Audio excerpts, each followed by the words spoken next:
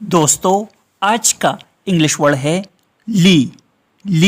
ली का क्या मतलब होता है, आइए सीखते हैं आज की इस वीडियो में।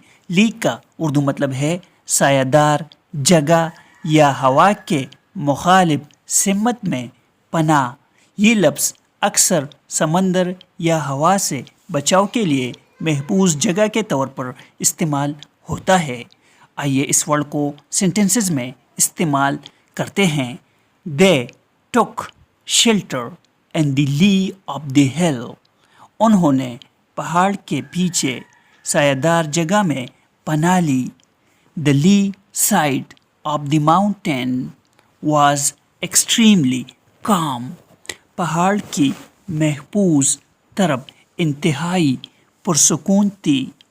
काम मीन्स पुरसकून, काम।